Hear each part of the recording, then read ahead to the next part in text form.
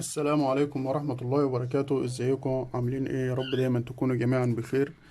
اللهم صل على سيدنا محمد وعلى آله وصحبه وسلم تسليما كثيرا.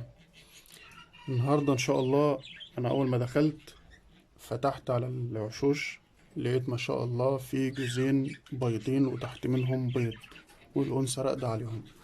فهنتعامل ازاي في وقت ما نلاقي المنظر ده او وقت ما يكون في بيض تحت الفروخ؟ نتعامل ازاي؟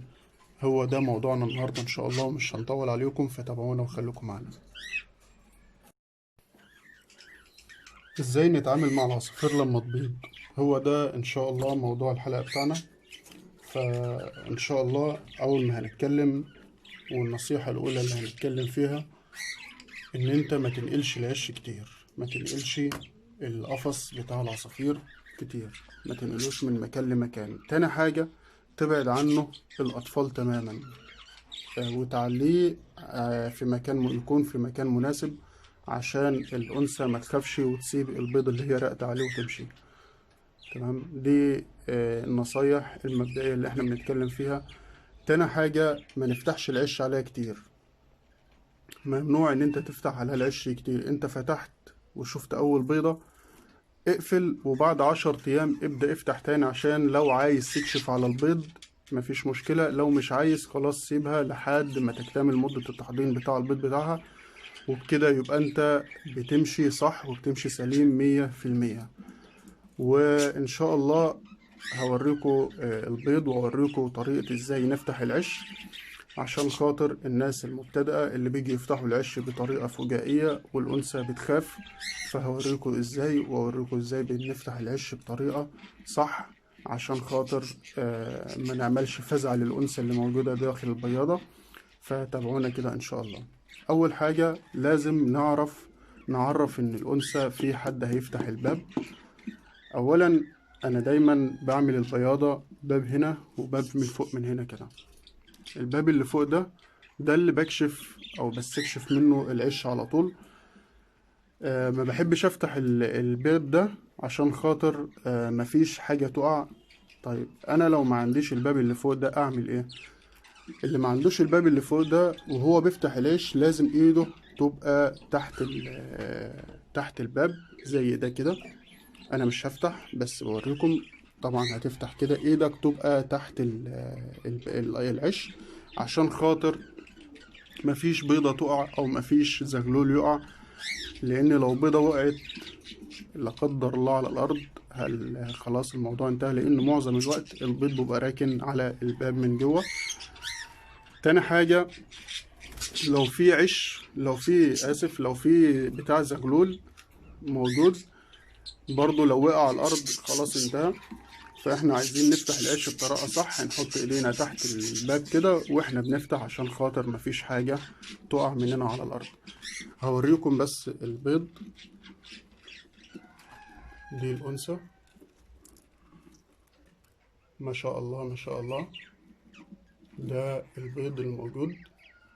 طبعا احنا شفنا البيض ده قبل كده، او انا فتحت البيض ده قبل كده، فتحت العيش عليهم وشفت البيض. واول حاجة عشان تعرفها بالنسبة للمبتدئين، ممكن تقدر لو شفت اول بيضة موجودة في العيش، بتسجلها في ورقة وتحسب لها 18 يوم. ده الكلام ده لو ما انتش عايز تفتح عليهم تاني خالص، وتسجلها في ورقة، وبعد 18 يوم بتبدأ تفتح وتشوف. البيض فأس ولا لا. مدة التحضير بتبقى 18 يوم. آه،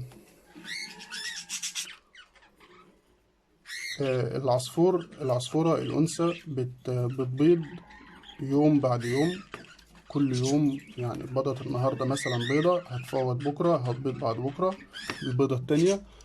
كل بيضة بتاخد وقت التحضير بتاعها 18 يوم. 18 يوم بتبدأ البيضة التانية تطلع، 18 يوم بتبدأ البيضة التالتة تطلع. العصافير بتبيض من 4 بيضات ل6 أو 7، وممكن توصل ل8 على حسب صحة العصفور. طب أنا لو ما فتحتش العش أعرف منين العصفورة باضت؟ أنا ممكن أعرف من هنا يعني. دي الفضلات بتاعة الأنثى، حجمها غير طبيعي. دي فضلات الذكر اهي، حجمها طبيعي جدا. فضلات الأنثى حجمها بيعادل مثلا 3 أضعاف الحجم الطبيعي. دي الفضلات، أول ما أشوف الفضلات بالحجم دي أعرف إن الأنثى دايرة جوه.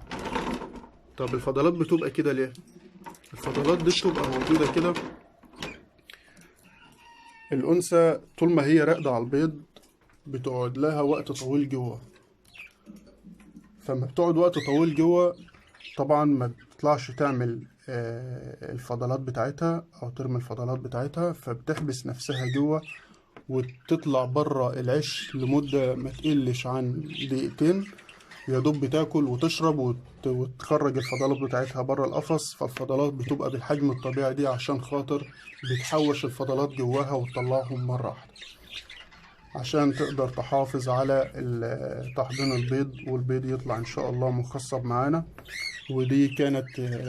دي كان موضوع الحلقة بتاعتنا، واتمنى لو عجبك الفيديو دوس لايك وابدأ اشترك معانا في القناة لو انت مش مشترك، وفعل الجرس علشان يوصلك كل جديد. والسلام عليكم ورحمة الله وبركاته.